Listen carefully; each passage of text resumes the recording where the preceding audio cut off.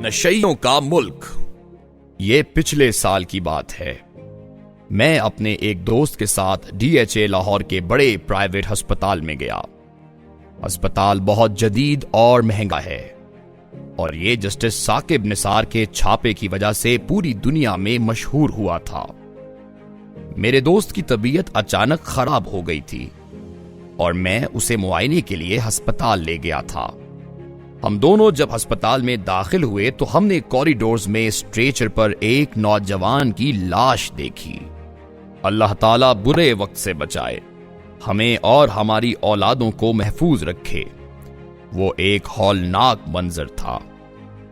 نوجوان 20-22 برس کا ہوگا، منہ خوفناک حد تک کھلا تھا، آنکھیں پپوٹوں سے باہر ابل رہی تھیں، گردن کی نسیں پھولی ہوئی تھیں، ٹانگیں پھیلی ہوئی تھیں، اور بازو اسٹریچر سے نیچے لٹک رہے تھے۔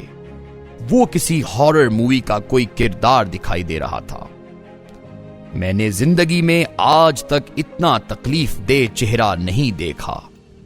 نوجوان کپڑوں، جوتوں اور گھڑی سے کسی امیر خاندان کا چشم و چراغ دکھائی دے رہا تھا، لیکن وہ عبرت بن کر اسٹریچر پر پڑا تھا۔ ہم چند لمحے وہاں رک کر ڈاکٹر کے پاس چلے گئے۔ ڈاکٹر نے مجھے پہچان لیا اور بڑی محبت سے ملا۔ میرے دوست کا بلڈ پریشر زیادہ تھا۔ ڈاکٹر نے اسے گولی دی، لمبے لمبے سانس لینے کا مشورہ دیا، 2 گلاس پانی پلایا اور ہمیں جانے کی اجازت دے دی۔ وہ ہمیں باہر چھوڑنے کے لیے آیا تو میں نے لاش کی طرف اشارہ کر کے پوچھا، اس بیچارے کے ساتھ کیا ہوا؟ ڈاکٹر نے افسوس سے جواب دیا، نشہ۔ میں نے حیرت سے پوچھا، کیا مطلب؟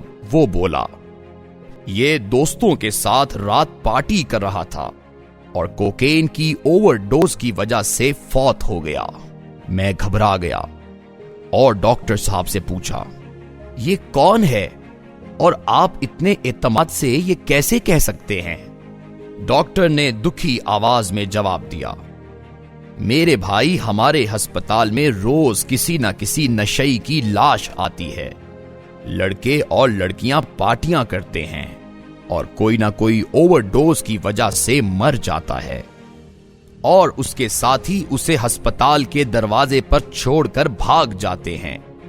ہم اسے ریوائیو کرنے کی کوشش کرتے ہیں اور ناکامی کے بعد اسے اسٹریچر پر رکھ دیتے ہیں تاکہ اگلے دن لواحقین آ کر اسے شناخت کریں اور لے جائیں۔ یہ ہمارا روز کا کام ہے، لہٰذا ہم چہرہ دیکھتے ہی ایشو تک پہنچ جاتے ہیں۔ میں نے پوچھا، لیکن کیا یہ پولیس کیس نہیں بنتا؟ وہ ہنس کر بولے، سر، یہ اہم، امیر اور بڑے لوگوں کے بیٹے ہوتے ہیں، ان پر کیا کیس بنیں گے؟ میں نے سر ہلایا، ڈاکٹر صاحب سے ہاتھ ملایا اور دکھی دل کے ساتھ باہر نکل گیا۔ یہ صرف لاہور شہر کے ایک سیکٹر کی صورتحال ہے۔ آپ اگر پورے ملک کا سروے کریں تو آپ کے ہاتھوں کے طوطے اڑ جائیں گے۔ پاکستان میں آٹا، چینی، دالیں، پانی، پیٹرول، بجلی اور گیس ملے نہ ملے، لیکن ملک کے ہر کونے میں منشیات ضرور دستیاب ہیں۔ آپ کسی شہر، کسی آبادی میں نکل جائیں، آپ کو وہاں ہر طبقے کا جہاز مل جائے گا۔ مزدور سے لے کر سیٹھ تک اکثریت کوئی نہ کوئی نشہ کر رہی ہوگی۔ حالت یہ ہے، ملک میں ہر سال زہریلی شراب پی کر سینکڑوں لوگ مر جاتے ہیں۔ 90% بس اور ٹرک ڈرائیور چرس پیتے ہیں۔ ملک میں ہر جگہ سے ہیروئن مل جاتی ہے، اور افیون اور چرس بھی سڑکوں پر دستیاب ہے۔ اسلام آباد اس لحاظ سے بدقسمت ترین شہر ہے۔ ملک کا خوشحال ترین سٹی ہونے کی وجہ سے 91% آبادی کروڑ پتی ہے۔ سب سے زیادہ فیکس گاڑیاں بھی اسی شہر میں ہیں۔ 1.5 ارب روپے کے گھر ہیں، اور لوگ لبرل اور پارٹی کلچر کے شوقین ہیں۔ لہٰذا یہ شہر انتہائی بدتر صورتحال کا شکار ہے۔ آپ رات 12 بجے کے بعد سڑک پر نکل کر دکھا دیں، آپ کانپ اٹھیں گے۔ مجھے چند دن قبل اسلام آباد کے ایک اعلیٰ پولیس افسر نے بتایا، شہر میں اگر کوئی نوجوان نشے سے بچا ہوا ہے تو یہ معجزہ ہوگا۔ اس کا کہنا تھا میرا بیٹا او لیول کر رہا ہے، یہ سارا دن میری یا میری بیوی کی نظروں کے سامنے رہتا ہے، لیکن مجھے بھی یہ یقین نہیں یہ نشے سے بچا ہوگا۔ اسکولوں، کالجوں اور یونیورسٹیوں میں باقاعدہ سپلائرز ہیں اور یہ 8-10 سال کے لڑکوں کو اس دلدل میں دھکیل رہے ہیں۔ لڑکیوں میں بھی یہ خوفناک رجحان جڑ پکڑ چکا ہے، لہذا اگر یہ کہا جائے گلی سے لے کر محل تک ملک منشیات کی دلدل میں لت پت ہے تو یہ غلط نہیں ہوگا، اور پورا ملک ایک سرحد سے لے کر دوسری سرحد تک اس میں دھسا ہوا ہے تو یہ بھی جھوٹ نہیں ہوگا۔ بڑے بڑے نیٹ ورکس ہیں اور یہ نیٹ ورکس ٹن سے لے کر پڑیا تک کا سسٹم چلا رہے ہیں۔ بڑے چھوٹے شہروں میں اب کوکین بھی عام ہے اور آئس بھی، اور اس نے ہماری پوری جنریشن تباہ کر دی۔ آئس ہیروئن سے بھی زیادہ خوفناک اور تباہ کن ہے۔ میں پچھلے دنوں ایک رپورٹ پڑھ رہا تھا، ملک کے زیادہ تر ٹارگٹ کلرز آئس کی لت کے شکار ہوتے ہیں۔ مثلاً آپ لاہور میں ہونے والی چند بڑی وارداتوں کی مثال لیں۔ مسلم ٹاؤن لاہور میں ایف بی آر کے ڈپٹی کمشنرز سلمان بٹ اور سردار علی سولنگی پر فائرنگ ہوئی۔ ملزمان اجاز اور موسیٰ مسیح آئس کے عادی نکلے۔ 24 جنوری کو صحافی حسنین شاہ کو لاہور پریس کلب کے قریب گولی مار کر ہلاک کر دیا گیا۔ ٹارگٹ کلرز کو حسنین شاہ کے مخالفین نے آئس پلا کر واردات کے لیے بھجوایا تھا، لہذا انہوں نے چلتی ٹریفک اور لوگوں کے سامنے صحافی کو گولی مار دی۔ 31 دسمبر کو ایم پی اے بلال یاسین پر گوال منڈی کے علاقے میں فائرنگ ہوئی، انہیں 3 گولیاں لگیں۔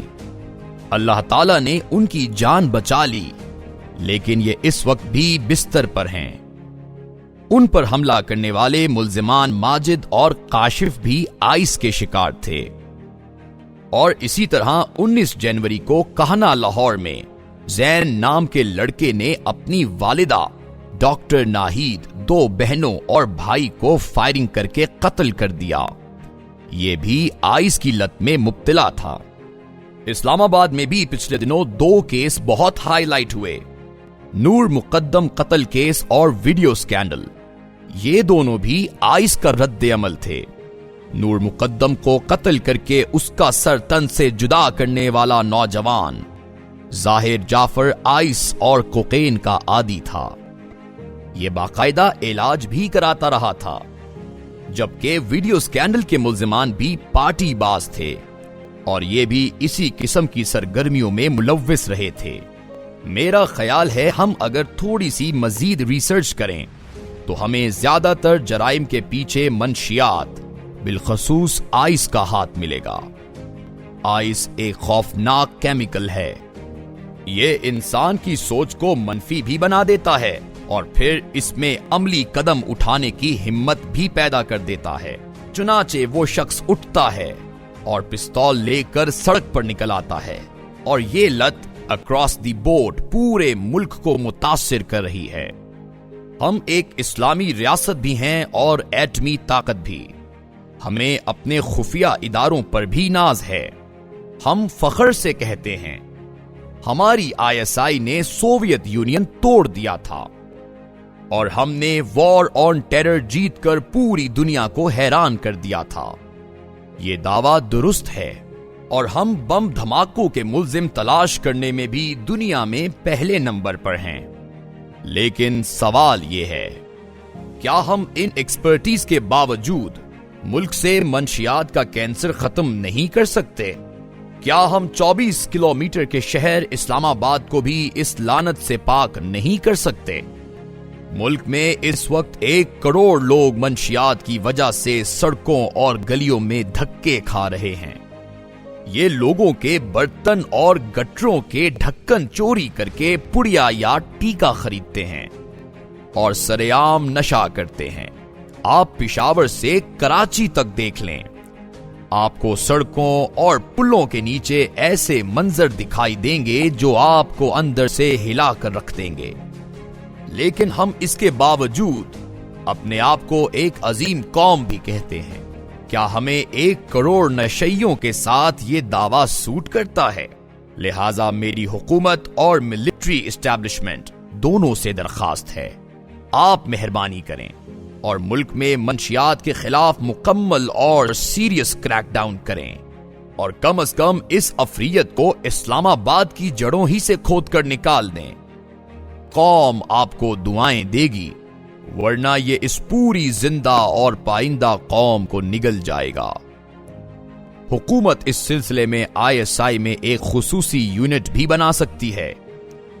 وزیر اعظم اسلام آباد، گورنر سندھ عمران اسماعیل کراچی اور وزیر اعلیٰ KP اٹک کے پل کی دوسری طرف اس آپریشن کلین کو لیڈ کریں، اور آرمی چیف جس طرح افغانستان اور کشمیر کا کریڈٹ لیتے ہیں، یہ اسی طرح پاکستان کو منشیات فری ملک بنانے کا اعزاز بھی حاصل کریں، ورنہ ہم جس طرح نشئیوں کی قوم بنتے جا رہے ہیں، وہ وقت دور نہیں جب دشمن کو ہمیں فتح کرنے کے لیے کسی جنگ کی ضرورت نہیں ہوگی، ہم خود ہی پھونک پھونک اور سونگ سونگ کر مر جائیں گے۔ کیا اس ملک میں ایک بھی ایسا شخص موجود نہیں جو اس ملک کو کم از کم اس لعنت ہی سے پاک کر دے، جو پاکستان کو دنیا کا پہلا منشیات فری ملک بنا دے؟